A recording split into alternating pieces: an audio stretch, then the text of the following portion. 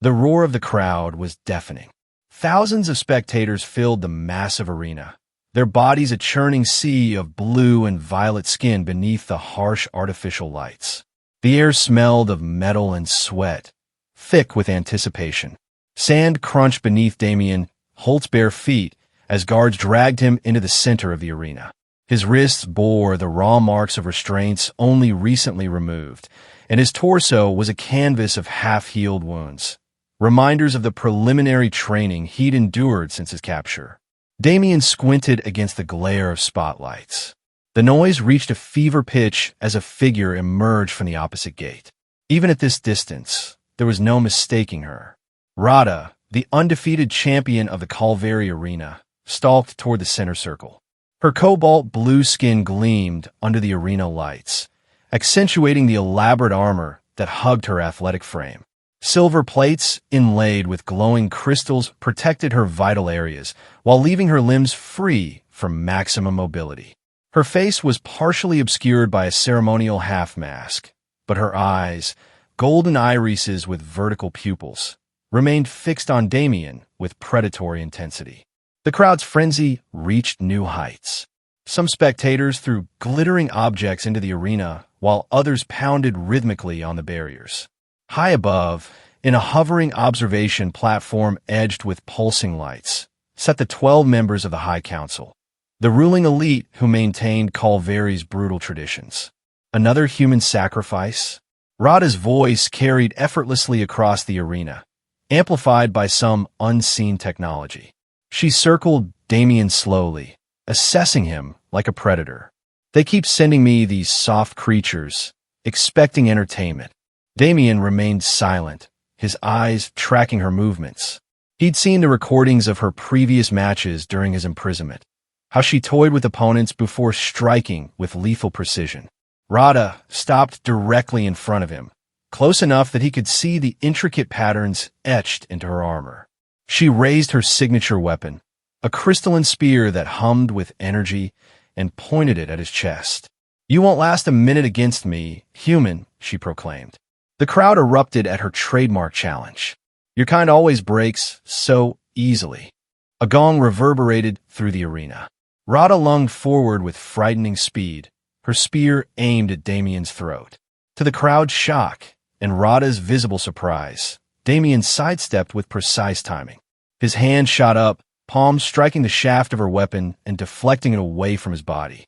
The crystalline spear's tip grazed the sand, sending up a spray of particles. Rada recovered instantly, spinning the weapon in a blinding arc toward Damien's midsection. Again, he moved with unexpected precision, his forearm blocking the strike while his body pivoted away from the weapon's edge. A murmur rippled through the crowd. Rada's eyes narrowed. She launched into a flurry of attacks, each strike delivered with enough force to shatter bone.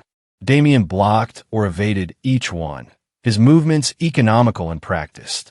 This was not the desperate scrambling of a terrified prisoner, but the disciplined defense of a trained combatant. When Rada thrust her spear directly at his chest, Damien caught the shaft between his palms. For a breathless moment, they were locked in a contest of strength, until a hairline fracture appeared in the crystalline blade. The sound of the crystal cracking was barely audible, but to Rada, it might as well have been thunder. She wrenched her weapon back, golden eyes wide with disbelief. Impossible. The arena had fallen silent. No human had ever damaged a Calvary ceremonial weapon before, much less one wielded by a champion. High above, the council members leaned forward in their seats. The central figure, Overseer Varric, stood abruptly and raised a hand. Instantly, guards poured from the side entrances. "Halt the combat!" Varric's voice boomed across the arena. "Secure both combatants for examination." As the guards surrounded them, Damien caught Rada's gaze again. The arrogance had faded, replaced by something else, curiosity, perhaps, or fear. Memories flickered at the edges of Damien's consciousness, fragmented images of a military base, specialized training, a mission briefing. He was no ordinary prisoner, and now they would all know it too. 1 minute had passed. He was still standing, and everything was about to change. The guards split into two groups, half surrounding Damien, half approaching Rada. She backed away, spear raised defensively. "I'm not finished with him," she protested, but the guards continued their advance. Damien noticed a shift in their formation. They were treating both combatants as threats now, as prisoners. The last thing he saw before a neural disruptor sent him into darkness was Rada's face, her expression no longer mocking, but troubled and uncertain.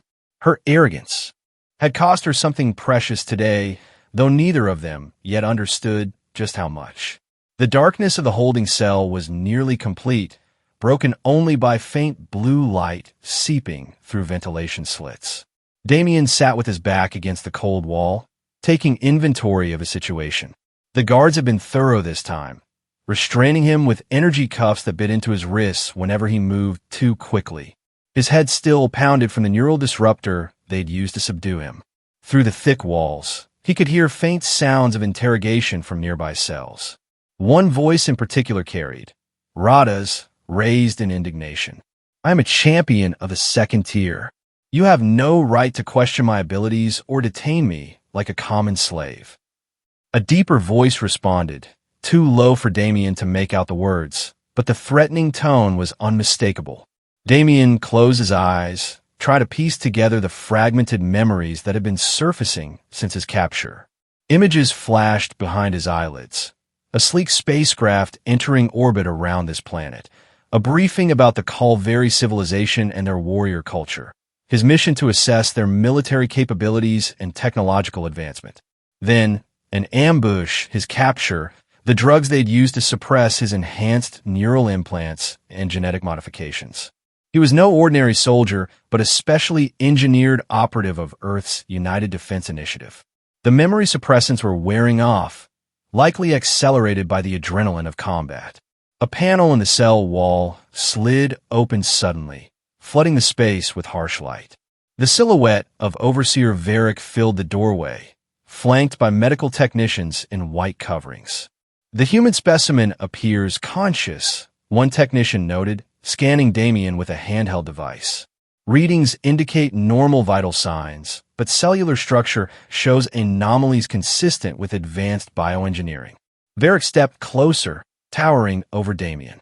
Unlike most Calvary, whose skin ranged from blue to purple, Varric's was a deep indigo, marked with ceremonial scarifications that denoted his high rank. "You are not what you appear to be, human," Varric said, his voice surprisingly soft for his imposing presence.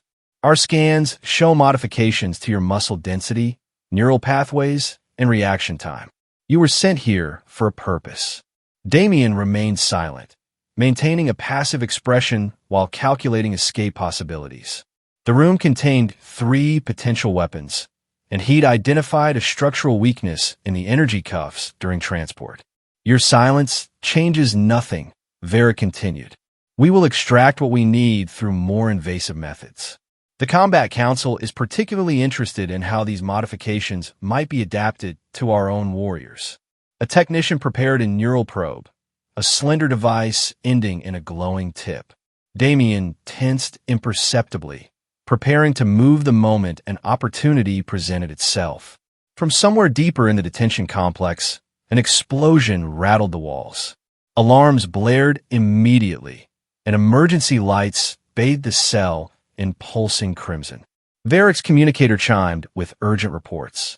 His expression darkened. "Secure the specimen and prepare for transfer to secondary facility," he ordered before sweeping from the room. The technicians hurriedly gathered their equipment, momentarily distracted. It was all the opening Damien needed. He activated his dormant neural implants through a mental command sequence, overriding the remaining suppressants in his system. Pain lanced through his skull, but with it came a surge of enhanced strength and coordination. The energy cuffs sparked and failed as he applied pressure at precisely the right angle. By the time the technicians turned back, Damien was already in motion. 2 precise strikes rendered them unconscious. He quickly appropriated a security badge and weapon before slipping into the corridor. The detention complex had descended into chaos. Guards rushed past, heading toward what sounded like a growing battle. Through the reinforced windows, Damien could see flashes of weapons fire in the city beyond. An insurrection, he realized. Alaku. Either way, it was the distraction he needed. He moved swiftly through the corridors, following the mental map he'd constructed during his processing. 3 turns, and he would reach the exit to the lower city. 2 more guards fell to silent takedowns before they could raise alarms. As he rounded the final corner, he collided with another escaping figure. They both recoiled, weapons raised, and found themselves in impasse. Rada stared back at him, her golden eyes widening in recognition. She was without her ceremonial armor now, dressed in a simple combat suit, but no less dangerous. In her hand, she held a smaller version of her arena weapon, a crystalline dagger that hummed with the same energy signature. "You," she hissed. "You," Damien acknowledged, his weapon still trained on her. For a tense moment, neither moved. Then another explosion rocked the building, closer this time. Dust rained from the ceiling. "The western exit is blocked," Rada said tersely. "Guards are regrouping there." "Eastern route leads to the civilian district," Damien replied, making a split-second decision. More cover. A silent understanding passed between them. Without lowering their weapons, they backed away from each other slightly, creating enough space to proceed side by side toward the eastern corridor, temporary allies in a shared escape. Behind them, the sounds of pursuit grew louder. Whatever was happening in the city, the authorities hadn't forgotten their high-value prisoners. As they sprinted through the maintenance tunnels beneath the arena, Damien and Rada maintained a wary distance from each other. Their temporary alliance was born of necessity, not trust. The tunnels were dimly lit by bioluminescent fungi that cast everything in an eerie blue glow. "Why are they so intent on recapturing you?" Rada demanded as they paused at a junction. "You're just a human," says the warrior who couldn't break me in the arena, Damien replied evenly, checking the corridor ahead. Rada's hand tightened on her crystal dagger. "You caught me unprepared. A mistake I wouldn't make twice." "We can settle that debate later," Damien said, hearing the echo of pursuing guards. "Right now, we either work together or get captured separately." They pressed on, following the sloping tunnel toward what Damien hoped was the city's outer ring. Rada moved with the same fluid grace she displayed in the arena, her footsteps nearly silent despite their pace. She clearly knew these passages, taking turns without hesitation. "The Overseer's forces will have sealed the main gates," she said as they reached a larger chamber where several tunnels converged. "But there's a maintenance exit near the crystal refineries. It's less guarded." Damien nodded, filing away the information about crystal refineries for later analysis. His mission parameters included gathering intelligence on Calvary resource processing. The chamber shook suddenly as another explosion sounded above, closer than before. Dust and small debris rained down from the ceiling. "What's happening up there?" Damien asked. Rada's expression darkened. "Civil conflict. It's been brewing for cycles. The lower tiers have grown tired of sending their warriors to die for the entertainment of the High Council." Before Damien could respond, the tunnel behind them flooded with light as a squad of guards poured in, weapons raised. "There, the escaped combatants." Rada reacted first, hurling a small object from her belt toward the guards. It exploded in a blinding flash of light. Damien seized the moment, grabbing her arm and pulling her toward one of the side tunnels. They ran through increasingly narrow passages, the sounds of pursuit eventually fading behind them. When they finally emerged from a ventilation shaft, they found themselves in a deserted alleyway on the city's periphery. The buildings here were smaller, constructed from material that resembled concrete but shimmered faintly in the light of the planet's 3 moons. In the distance, the central spires of the arena complex burned, orange flames licking at the night sky. Sirens wailed across the city, and the occasional explosion punctuated the chaos. "We need to get out of the city," Damien said, scanning their surroundings for immediate threats. Rada wasn't listening. She stared at the burning spires, her expression unreadable. "My quarters were there," she said finally. "My trophies, my rank insignia, everything that marked me as a champion." "It's just status," Damien replied. "It doesn't define you." She whirled on him, eyes flashing with anger. What would you know of it, human? I fought for a decade to earn my place. 10 years of blood and sacrifice, rising from the lowest pits to the champion's tier. She gestured toward the burning towers. And now it's gone. Because of you. Because of me? Damien stepped closer, his own anger rising. I was captured, drugged, and thrown into your arena as entertainment. Your people treated me like an animal, and you mocked me before trying to kill me. Don't blame me for the collapse of your corrupt system. They glared at each other, neither willing to back down.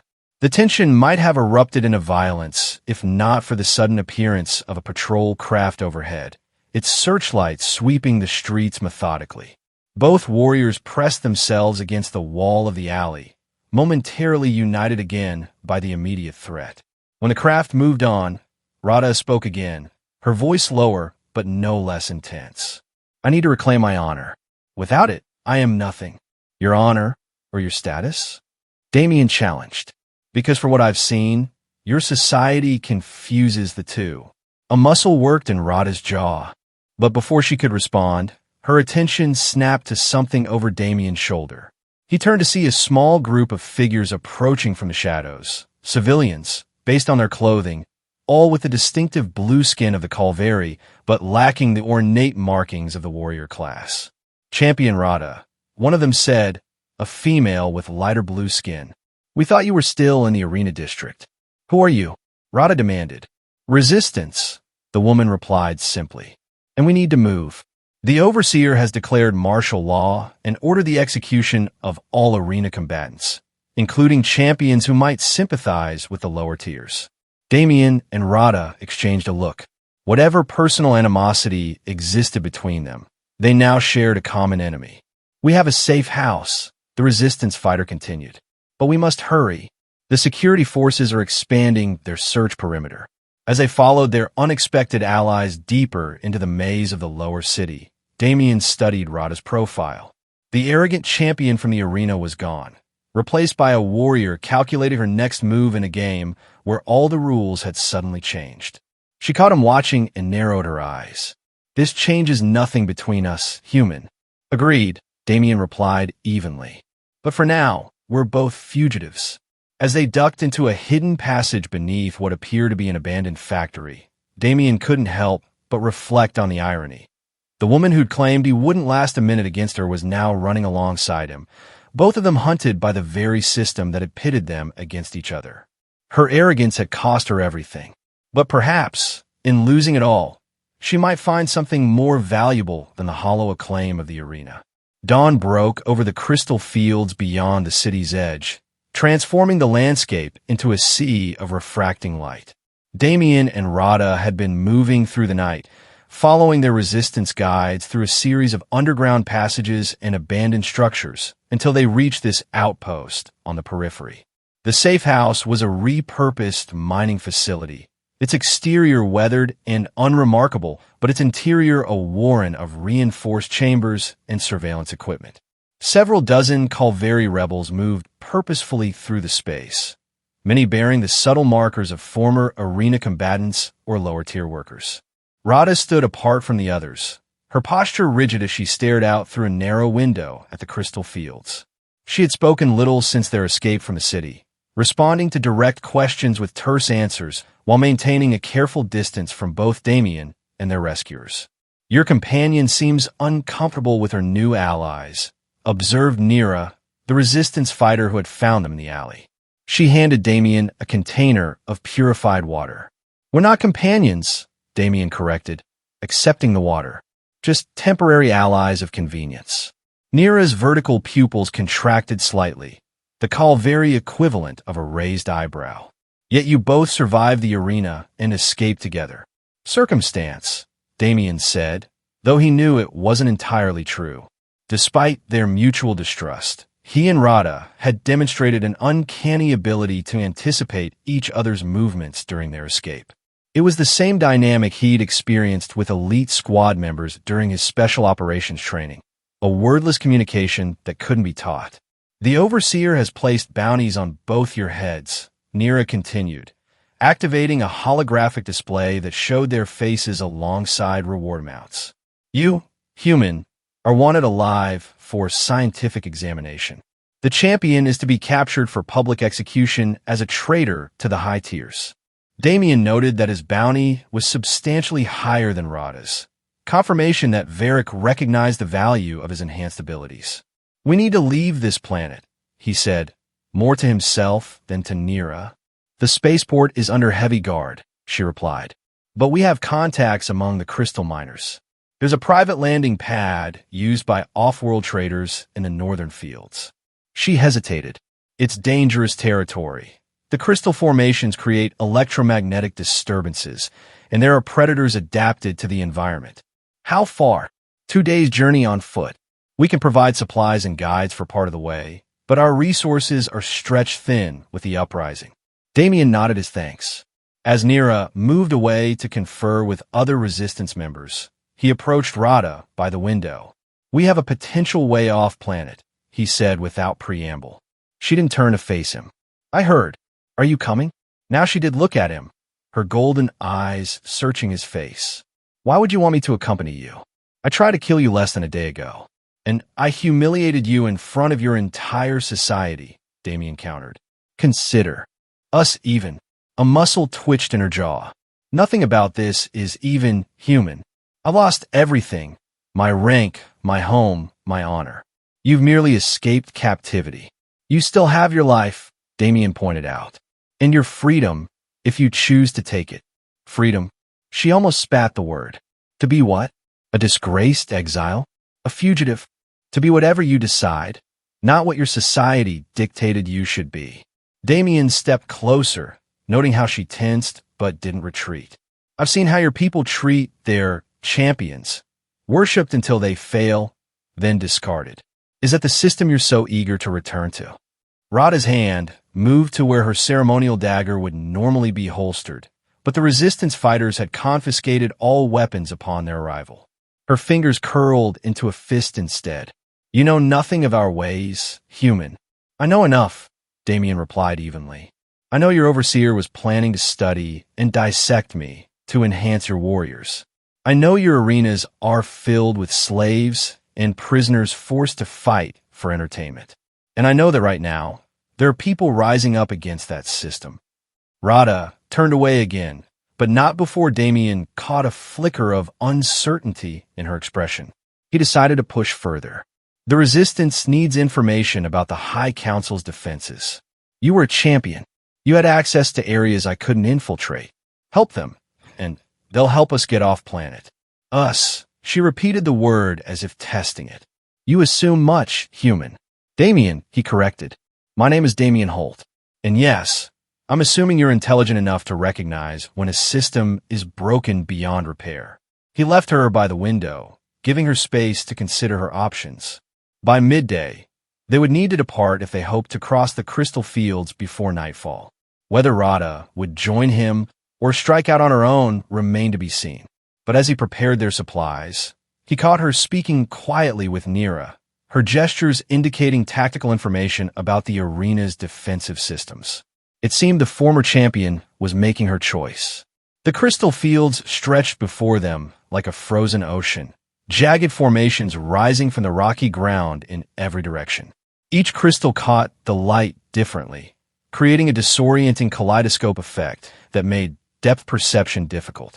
The air itself seemed charged with static electricity, causing the fine hairs on Damien's arms to stand on end. "Stay on the marked path," warned Kel, their guide for the first leg of the journey.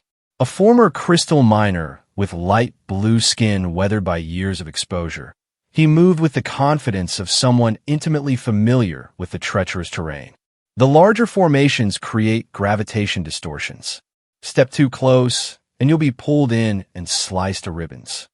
Damien nodded, noting the subtle markers, small blue flags planted at intervals that indicated the safe route.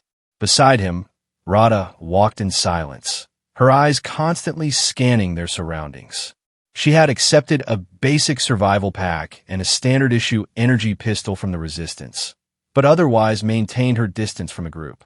3 hours into their journey, Kel brought them to a halt at a ridge overlooking a vast depression in the crystal field. Below, countless smaller crystals carpeted the ground like grass, swaying slightly despite the absence of wind. "This is as far as I go," Kel said, pointing to a distant outcropping of black rock visible on the far side of the depression. "Head for that formation. There's a mining outpost beyond it where you'll find your contact, a trader named Merrill. She can arrange transport off-world." "Those crystals look unstable," Damien observed, studying the shifting field below. "Highly," Kel confirmed. "They respond to sound and vibration. Move slowly, speak softly if at all. The crystals are sensitive enough to detect your heartbeat if you panic." He handed Damien a small device. "This emits a dampening field that will help mask your biological signatures, but its range is limited. Stay close together." With that warning and a brief salute to Rada, a gesture of respect from a lower-tier citizen to a former champion that she acknowledged with visible discomfort, Kel departed, heading back toward the resistance outpost. Damien and Rada studied the crystal depression in silence for several minutes, mapping their route. "I've heard stories about these fields," Rada finally said. "Warriors who angered the High Council were sometimes exiled here instead of facing execution in the arena. None returned." "Charming customs your people have," Damien replied dryly. Rada shot him a look that might have been hostile or merely contemplative. It was becoming increasingly difficult to read her expressions as she shed the performative mannerisms of arena combat. "We should move," she said finally. "The light is optimal now, but visibility will decrease as the suns shift position." They descended carefully into the depression, threading their way between the larger crystal formations. The ground beneath their feet was unstable, a mixture of rocky soil and crystal shards that shifted with each step. The dampening device emitted a faint hum that seemed to calm the smaller crystals as they passed. For nearly an hour, they made steady progress across the field. The silence between them was no longer hostile, but focused. Two experienced combatants navigating hostile territory with mutual awareness of each other's movements. The attack came without warning. A patch of ground ahead of them erupted, sending crystal shards flying in all directions. From the newly formed pit emerged a creature unlike anything Damien had encountered in the arena bestiary. Its body was serpentine but segmented like an insect, with multiple limbs ending in crystalline claws. Most disturbing was its head, or rather, the absence of anything recognizable as a head. Instead, the front segment was dominated by a cluster of sensory organs that pulsed with bioluminescent light. "Crystal leech," Rada hissed, raising her energy pistol. "Don't let it touch you." The creature lunged with startling speed. Damien rolled left, while Rada fired 3 precise shots at its midsection. The energy pulses struck the creature's armored hide and dispersed harmlessly. Worse, the sound and light of the weapon caused the surrounding crystal field to vibrate in sympathy, creating a cascading wave of movement that spread outward. "Weapons make it worse," Damien shouted, drawing the crystal leech's attention toward him and away from Rada. The creature pivoted with unnatural flexibility, its sensory cluster orienting on his position. Rada holstered her useless weapon and withdrew a length of reinforced cable from her pack. As the creature charged Damien, she circled behind it with practiced stealth. Damien retreated methodically, leading the leech through a dense patch of crystals that slowed its pursuit. When the creature paused to navigate the obstacle, Rada struck. She leaped onto its back segments, looping the cable around what appeared to be a vulnerable junction between armored plates. With a sharp twist, she pulled the cable tight, causing the creature to arch backward in distress. Damien seized the opportunity, grabbing a loose crystal shard and driving it into the pulsing sensory cluster.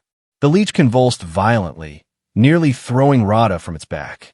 She maintained her grip, applying more pressure with the cable until the creature's movements became erratic, then gradually subsided. As the leech collapsed, the vibrations in the surrounding crystal field slowly settled. Rada jumped clear of the carcass, breathing heavily. You know how to kill these things, Damien observed, retrieving his crystal shard. Theory only, she admitted. Part of champion training includes studying all native predators, even those we're unlikely to face in the arena. She glanced at him with what might have been grudging respect. Quick thinking with the crystal. You did the hard part, Damien acknowledged. It was as close to mutual appreciation as they had come. The leech's death throes had disturbed the crystal field more than they'd realized.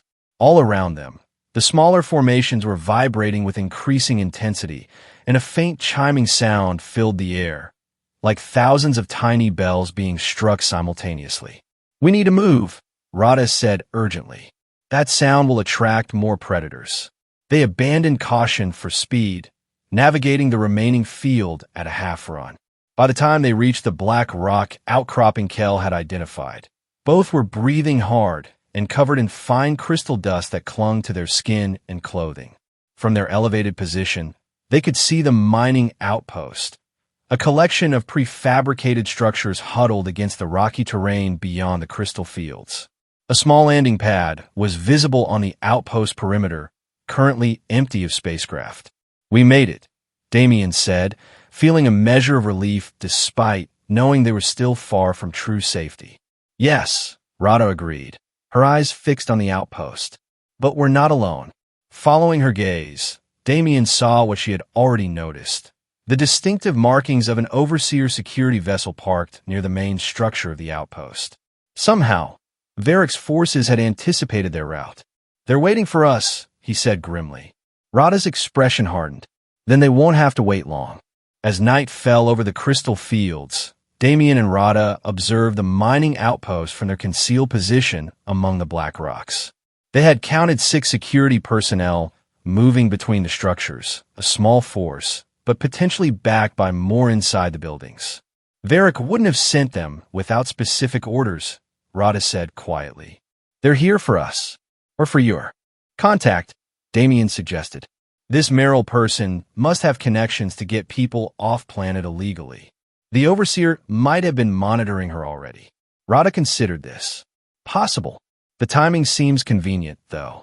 They had positioned themselves downwind of the outpost, where the security scanners would be less effective and the crystalline dust in the air would further obscure their biological signatures. The temperature had dropped considerably with nightfall, and Damien could see Rada's breath forming small clouds in the cold air. We need to determine if Merrill is still alive and willing to help us, Damien said, studying the layout of the buildings. The main structure likely houses communications and the outpost's administrative functions.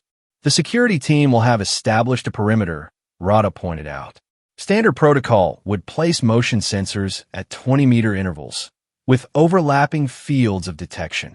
Damien glanced at her. You know their procedures well. Champions receive tactical training, she replied simply. We're sometimes deployed with security forces for high-risk operations. It was another glimpse into the complex society that had shaped her, one that valued warriors highly, but treated them as tools rather than individuals. Damien filed the information away, focusing instead on their immediate problem. We need a distraction, he said finally. Something to draw their attention while one of us infiltrates the main building. The crystal field, Rada suggested. A controlled disruption would trigger their perimeter alarms without immediately revealing our position. Damien nodded, impressed by her tactical thinking. I'll set it up. You're more familiar with their protocols. You should handle the infiltration. Rada looked surprised at his willingness to trust her with the more critical task. You're not concerned I might turn you in? Reclaim my position by delivering the valuable specimen Varric wants so badly. The thought crossed my mind, Damien admitted.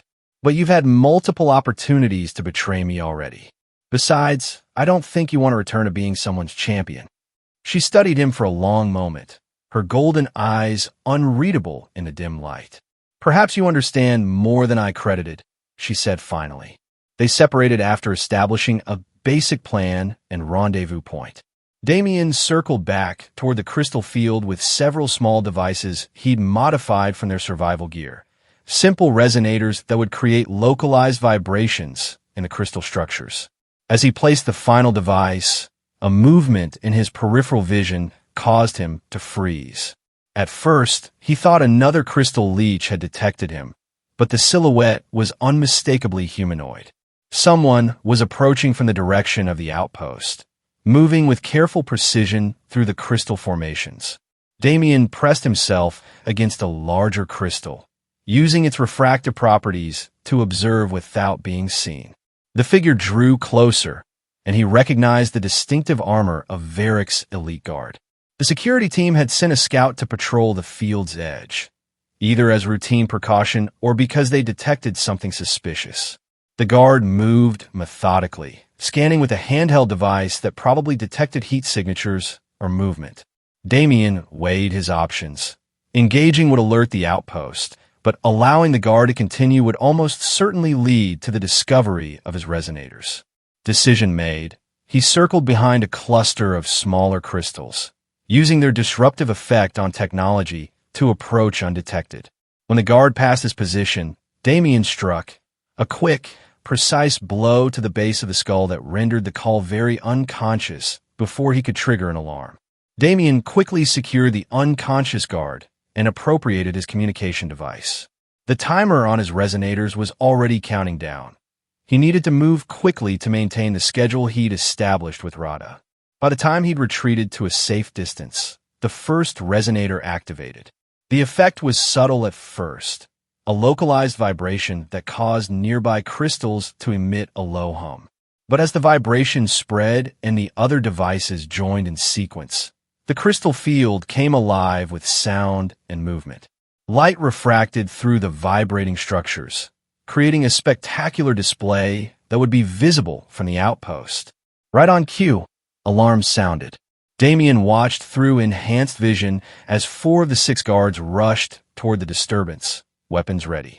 They moved in standard search formation, expecting a threat but unsure of its nature.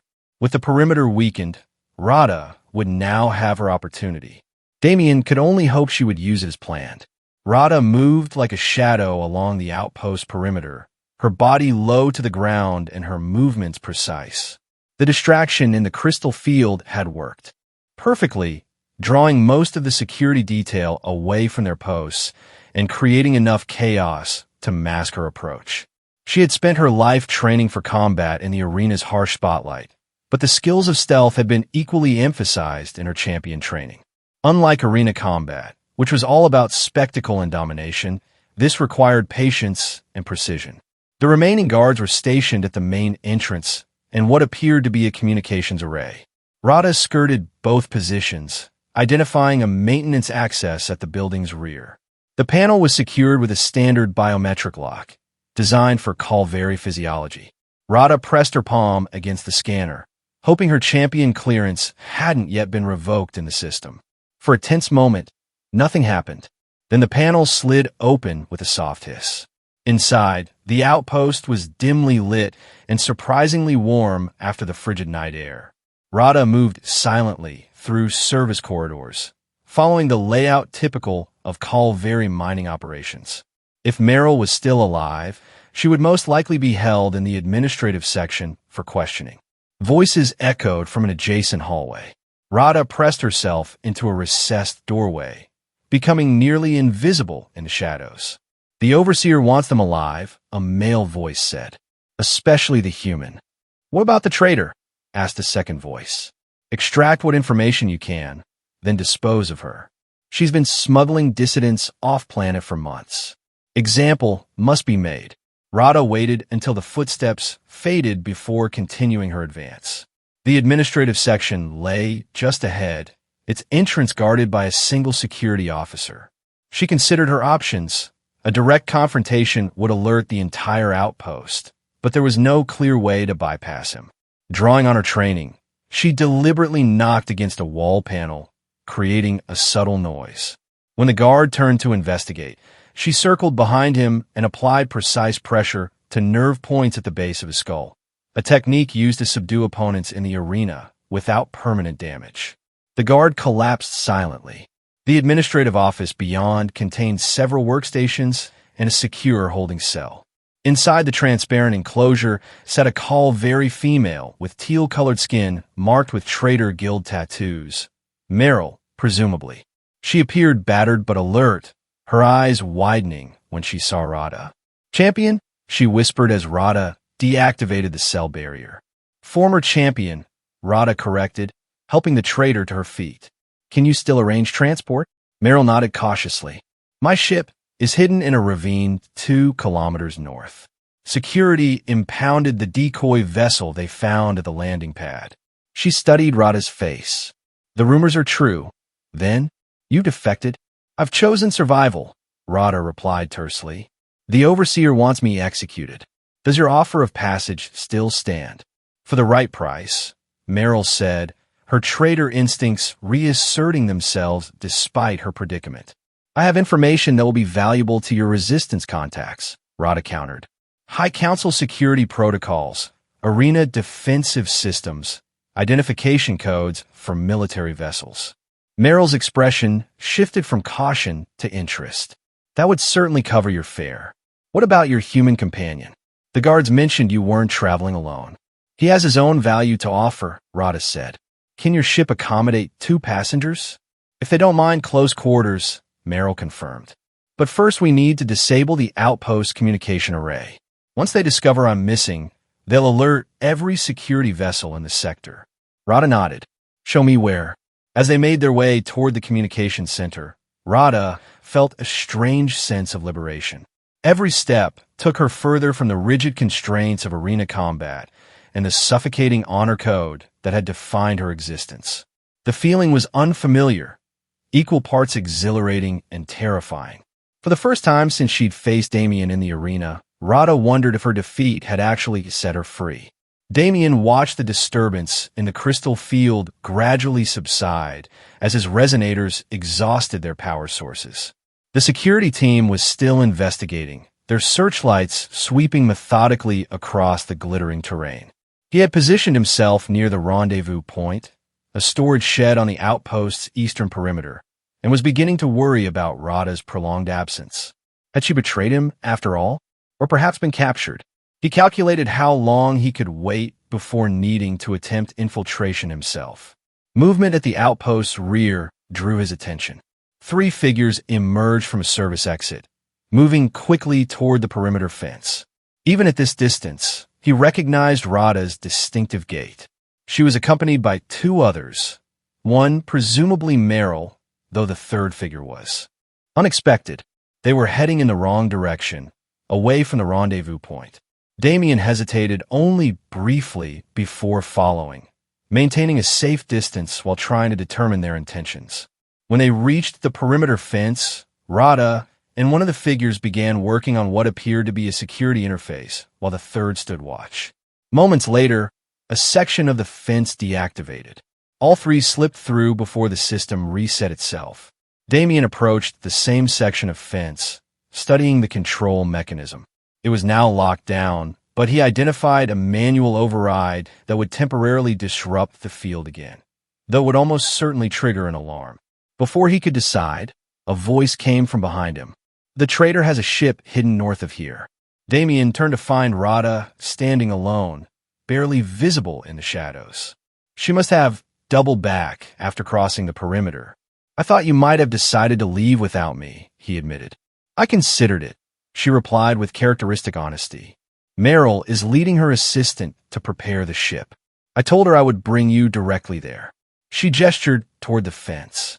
"I can override it once more before the system locks down completely. We need to move quickly." Damien studied her in the dim light, searching for signs of deception. "Why come back?" Rada seemed almost uncomfortable with the question. "You trusted me with the infiltration. I'm repaying that trust." It wasn't the whole truth, but it was honest enough for now. Damien nodded and followed her to the fence control. As she had warned, the override triggered alarms throughout the outpost. They sprinted across open ground toward a rocky ridgeline, the sound of pursuit growing behind them. "The ravine is just beyond that ridge," Rada called as they ran. "The ship is hidden under a camouflage field." They crested the ridge and saw the narrow ravine below. At its center, A shimmer in the air betrayed the presence of an active camouflage system. Meryl stood at what must have been the vessel's entry ramp, waving them forward urgently. The ground erupted with weapons fire as the security team crested the ridge behind them. Energy bolts struck rock and soil around their feet as they scrambled down the ravine's steep side. Rada stumbled on the loose surface, nearly falling before Damien caught her arm, steadying her. More security forces appeared at the ravine's northern end, cutting off their escape route. Meryl disappeared inside her ship, and moments later, the camouflage field dropped completely, revealing a sleek vessel of unfamiliar design. Its engines hummed to life, exterior lights illuminating the ravine. "They're boxing us in," Damien observed, pulling Rada behind a large boulder as another barrage of energy, fire, strafed their position. "We need to reach that ship," Rada said, her voice tense but controlled. "I'll draw their fire. You make for the ramp." "That's suicide," Damien countered. "We go together." Before she could argue, a new sound cut through the chaos, the distinctive whine of a military transport descending rapidly. All combatants looked up as powerful spotlights illuminated the entire ravine. The vessel that appeared above them bore the insignia of the Overseer's personal guard. "Varric," Rada whispered, her voice tight with recognition. A voice boomed from the transport's external speakers, echoing off the ravine walls. "Champion Rada, your defection is a disappointing end to an otherwise exemplary career." The voice was unmistakably Varric's, its calm tone belied by the threatening presence of the heavily armed transport. "Surrender the human specimen now, and I may yet show mercy." Rada's expression hardened. "He still thinks he owns me," she murmured, more to herself than to Damien. Then, louder, "And if I refuse? Then you will die here, your name struck from the champion's record, your existence erased from our history." Damien watched Rada carefully, recognizing the moment of decision that played across her features. Everything she had fought for, her status, her identity, her place in Calvary society, was balanced against her newly discovered freedom. "My name," she called back, her voice strong and clear, "is not yours to erase, Overseer." With that declaration, she rose from cover and fired her appropriated energy pistol directly at the transport spotlight, plunging half the ravine into sudden darkness. In the same motion, she grabbed Damien's arm and pulled him toward Meryl's ship, zigzagging to avoid the renewed barrage of weapons fire. The trader's vessel was already lifting off, its entry ramp still extended but rapidly rising. Damien and Rada sprinted the final distance, leaping simultaneously as the ramp cleared the ground. Rada caught the edge, hauling herself up while Damien grabbed a hydraulic strut, his enhanced strength allowing him to maintain his grip despite the ship's acceleration. For a perilous moment, they dangled beneath the ascending vessel as Varric's transport gave chase, weapons systems charging. Then the ramp mechanism reversed, lowering just enough for them to scramble aboard before sealing shut behind them. Inside, they collapsed on the cargo bay floor as the ship executed a series of evasive maneuvers, the hull resonating with the near misses of pursuing weapons fire. Meryl's voice came over the internal communication system, tense but controlled. "Strap in wherever you can. Atmospheric exit in 30 seconds. Damien and Rada dragged themselves to jump seats along the bulkhead, securing harnesses as the ship's engines roared to maximum output. G-forces pressed them hard against their seats as the vessel climbed steeply, still pursued by Varric's transport. "Can they follow us off-planet?" Damien shouted over the engine noise. "Their vessel is atmospheric only," Rada called back. "If we reach space, we're clear." The ship shuddered violently as something struck their lower hull, a glancing hit from the transport's weapons. Warning lights flashed throughout the compartment, and the artificial gravity fluctuated momentarily before stabilizing. "Hull breach in lower cargo section," Meryl announced over the comm. "Containment fields active, but our shield generator is damaged. Another direct hit could be catastrophic." Damien felt the familiar intensity of combat adrenaline, But unlike previous battles, he had no direct role in this fight. Their survival now depended entirely on Meryl's piloting skills and the ship's structural integrity. Beside him, Rada sat rigid in her harness, eyes closed and lips moving in what might have been a warrior's meditation or prayer. Her hand gripped the edge of her seat with enough force to turn her knuckles a pale lavender. The engines changed pitch suddenly, and the violent shaking subsided. Through a small viewport, Damien could see the darkness of space replacing the atmospheric haze, stars becoming visible as pinpoints of light.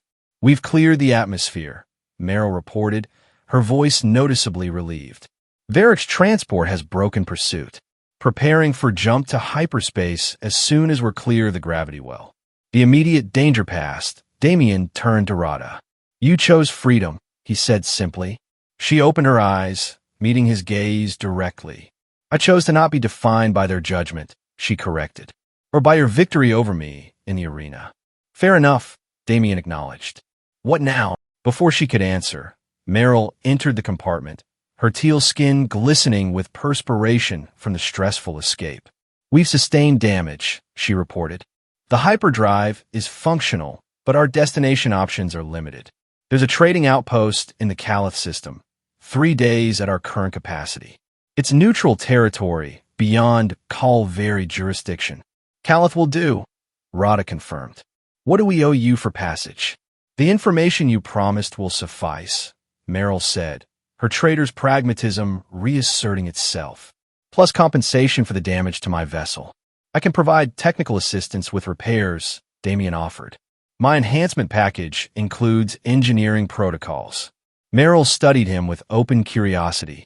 The Overseer was willing to risk quite a lot to recapture you. "What exactly are you, human?"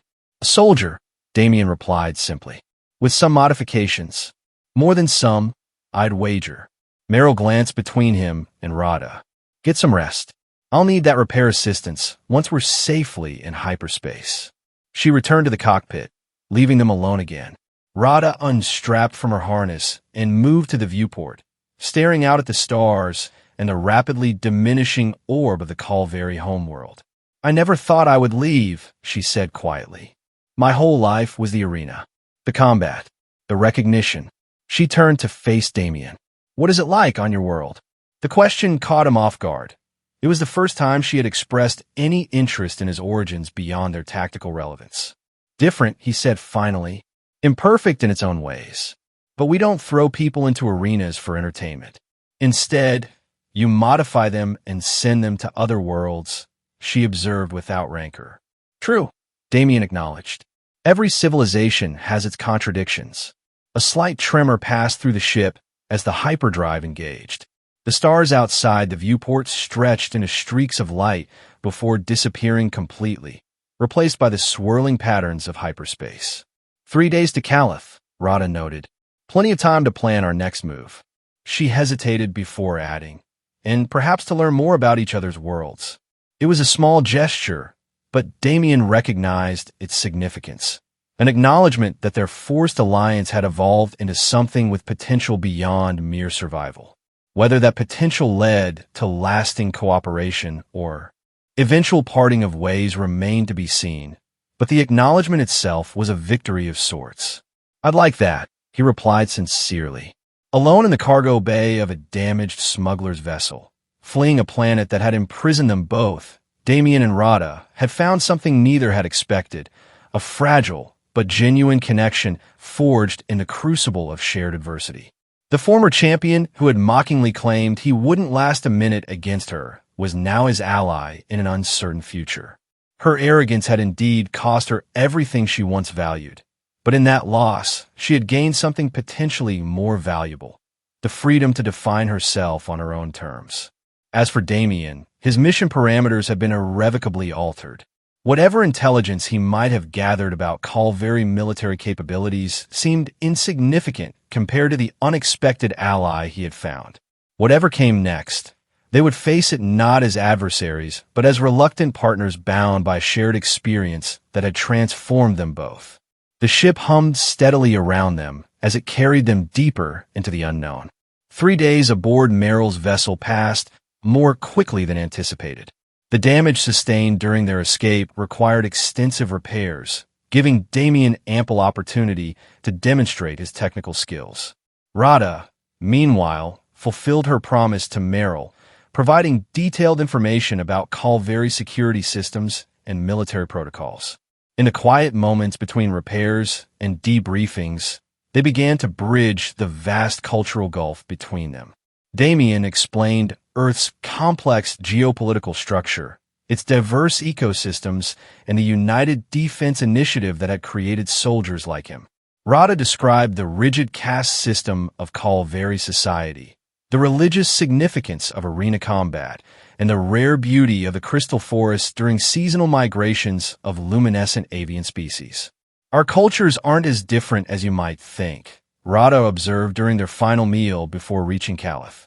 They sat in the ship's small galley, sharing synthesized rations that tasted better than they looked. Both value strength and skill. Both create warriors to serve their interests. The difference is choice, Damien pointed out. I volunteered for enhancement.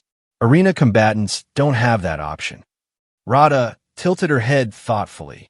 Did you truly have a choice? Or were you shaped from childhood to value the things that would make you volunteer? It was an uncomfortable question, one that struck at assumptions Damien had never fully examined. His upbringing in a military family, the cultural valorization of service, the economic incentives of enhancement programs, all had guided his path long before he'd signed any consent form. Perhaps freedom is relative, he conceded. As his honor, Rada replied.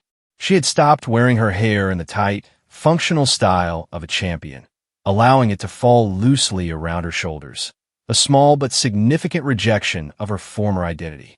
I'm beginning to think true honor lies in defining it for yourself, not accepting another's definition. Their conversation was interrupted by Meryl's voice over the intercom. We're approaching Calith Station. Prepare for docking procedures. Calith proved to be a sprawling space station constructed from salvaged vessels and prefabricated modules. Its irregular shape rotating slowly against the backdrop of a ringed gas giant. Unlike the stark aesthetic of Calvary architecture, Calith was a riot of colors, lights, and competing signage, a trading hub catering to dozens of species. Welcome to neutral territory, Meryl said as they disembarked. Calith operates under its own laws, primarily that credits speak louder than species or origin. The Calvary have no authority here. She provided them with basic navigation information and a small amount of local currency before departing to conduct her own business. The information you provided will reach the right people, she assured Rada. The Resistance values what you've sacrificed. Left to their own devices, Damien and Rada explored the station's main concourse, a wide thoroughfare lined with vendors, information terminals, and recruiting stations for various enterprises. Among the diverse crowd, they attracted minimal attention. Calith's population was accustomed to unusual visitors. We should consider our options, Damien said as they paused at a viewport overlooking the docking ring. Below them, vessels of all sizes and configurations arrived and departed in a carefully choreographed dance. I need to contact my superiors eventually. My mission parameters included an extraction protocol, and I have no superiors left to contact, Rada noted. No protocols to follow. She seemed more intrigued than disturbed by this reality. For the first time, my path is entirely my own. What will you do with that freedom? Rada considered the question. There are others like me, champions and warriors who question the system but lack the opportunity to escape it. The resistance Meryl mentioned is just beginning. They need information, training. She trailed off, then looked directly at Damien. They need allies who understand asymmetric warfare. Damien recognized what she was suggesting. You want me to help the Calvary resistance instead of completing my mission? I'm suggesting your mission goals might align with theirs, she countered. Your people sent you to gather intelligence on Calvary military capabilities. What better intelligence than helping to transform those capabilities from within? It was a compelling argument, and not entirely self-serving on her part. A reformed Calvary society would potentially make a better galactic neighbor than the current regime. Before Damien could respond, a commotion erupted near the central information hub. Screens throughout the concourse flickered, replacing commercial messages with an emergency broadcast. The face that appeared was unmistakable. Overseer Varric, his expression severe even by Calvary standards. Attention citizens of all territories. The Calvary High Council has issued warrants for 2 dangerous fugitives. Images of Damien and Rada appeared alongside the announcement. These individuals are responsible for sabotage, murder of security personnel, and theft of state secrets. A substantial reward is offered for information leading to their capture. Rada tensed beside him. He's extending the hunt beyond Calvary space. Can he do that? Not officially, but bounty hunters don't respect jurisdictional boundaries. Her eyes scanned the concourse, noting how several observers were already looking in their direction with new interest. We need to move. They retreated from the main thoroughfare, seeking the relative anonymity of the station's lower levels. Unlike the well-maintained upper concourse, these areas were dimly lit and showing signs of neglect. Service corridors and maintenance shafts repurposed as low-cost housing and underground markets. We need to alter our appearances, Rada said as they found temporary shelter in an abandoned storage compartment, and secure better weapons. Varric won't give up easily. Damien agreed. We also need information about outbound transport.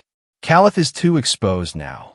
They spent the next hours preparing, acquiring less distinctive clothing, basic supplies, and discreet weaponry for vendors who asked no questions. Rada used a pigment solution to darken her blue skin to a deeper indigo shade, less recognizable as Calvary. Damien, meanwhile, grew a beard using an accelerant paste common among traders who frequently changed identities. As they worked, they continued to discuss their limited options. The more they talked, the clearer it became that their fates remained intertwined, at least for the immediate future. Both were targets of the same powerful enemy. Both possessed knowledge the other needed to survive, and both had begun to trust each other in ways neither had anticipated. Whatever comes next, Damien said as they prepared to venture out again, we face it together. Rada nodded, her golden eyes reflecting a resolve that had nothing to do with arena combat or champion status.